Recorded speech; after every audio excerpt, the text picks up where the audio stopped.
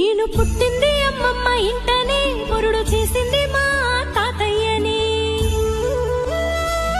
పేరు పెట్టింది మా అమ్మమ్మని, ముందు పిలిచింది మా నానమ్మని.